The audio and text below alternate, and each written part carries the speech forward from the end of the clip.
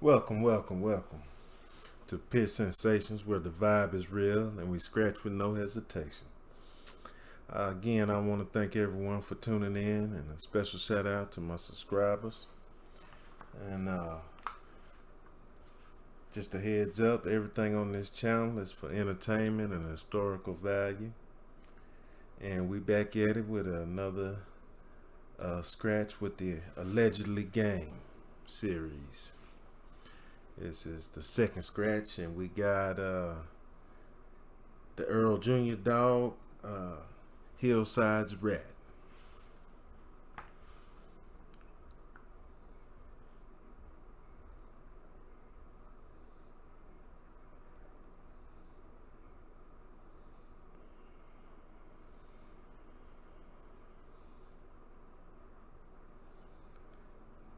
Well, I know the most of the readers of SB magazine wait anxiously to see where we are going to take them.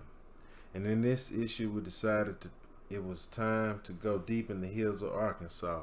So we set off on our trip, and we had a mission, and that was to find out the real truth about a son of Earl Jr. named Hillside's Rat. After climbing up the side of a very steep mountain, we finally reached our destination, and to my surprise, the legendary breeder was at home. We roosted him from his bed, and I went straight to the point. Our readers demand the truth, so I looked him straight in the eyes, and he let me have it. As you all know, I am the kind of writer that gives you stories that are entertaining, but you get to decide if they are the truth. For the sake of discretion, we will assume that all the stories are fiction and let the real players determine what is what. With all that being said, here we go. Let's get into it. The story of how Rat came to be is really three-sided. There was L. Stout, P. Jordan, and myself. So you can see why I say it was this way. Stout, I hope I'm saying his name right, had a dog, Earl Jr., and he was repeatedly telling us about the accomplishments of this dog. And since he belonged to a fellow in California, we knew that we had to act fast if we were going to get a chance to see if what Stout was saying was true. Since Stout was one that no one really knew how he derived at his opinions, we felt that we needed to see for ourselves. We initially bred him to some bitches that were heavy in alligator blood, and the offspring from these litters were good dogs. None of us knew what we really had, so most of these dogs never made it out of the backyard circuit. They did put us on the right track, and we knew that this family was a perfect catalyst blood for alligator bred bitches.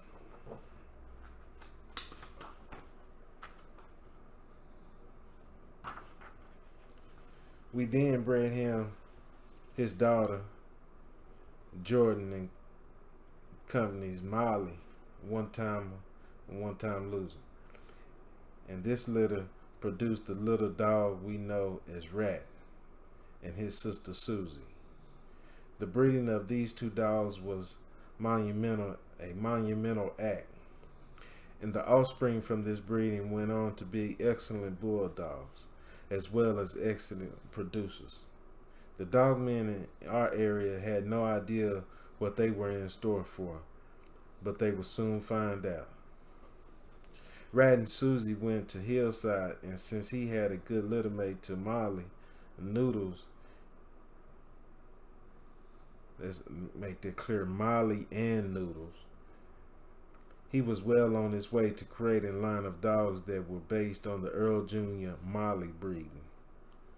There were dogs such as Boston and Shogun that were also good from this litter, but after running back and forth barking at some city workers, Shotgun died of heat exhaustion.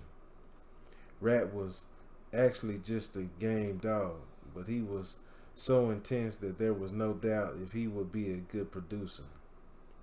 We soon found out how good when we first bred him to Susie.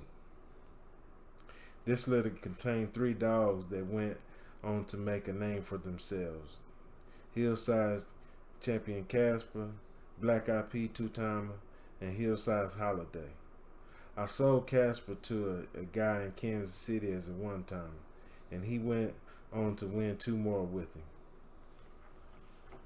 Black IP won two good ones, and then a money issue came up with the guys that bought him, and we never heard from him again. I'm sure that dog probably won a few more because he was such a good bulldog. He was bred to his damn Susie, and once again lightning struck.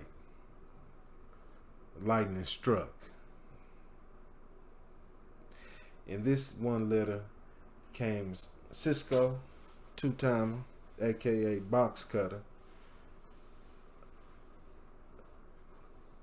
Thug City Brandy, one of the baddest bitches in the South, and the best male many people have seen in years, Jordan and Cole Romeo. Holiday produced two bitches of note.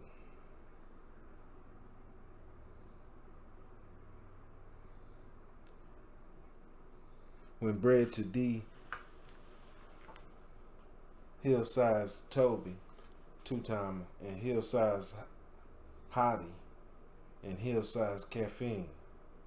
Hottie was bred back to her sire, and this produced Bio's Spanky, Hillside's Buckwheat, and TC's Alfalfa. All excellent dogs. Both of these dogs went on to produce super dogs. Caffeine was bred to Rat, and this produced TC's Hellfire, one of the gamest dogs living, and BCC's Anna, an amazing bitch that they bought from TC.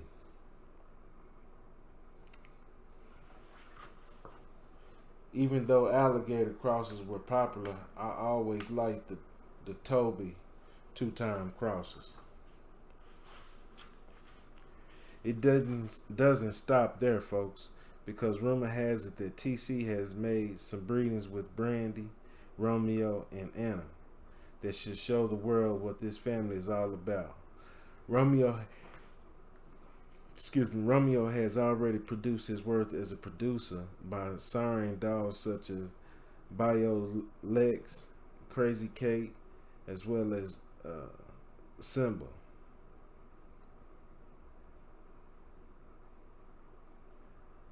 Mule Dick, Romeo Jr., and Annabelle. LC Kennels has one from this litter, but I don't know the particulars about this dog. In all likelihood, Hillside will not pick back up his crown as a competitor again, but his legacy will always live on through the line of dogs that he has bred up. Laws are not as lax as they used to be, and the game is no longer the same. So don't plan on ever hearing from him in the show sections of today's popular magazines. One thing is for sure, though, there will always be a dog around from this family that will make the people that are familiar with these dogs look back and say, these damn Earl Jr. dogs are the truth.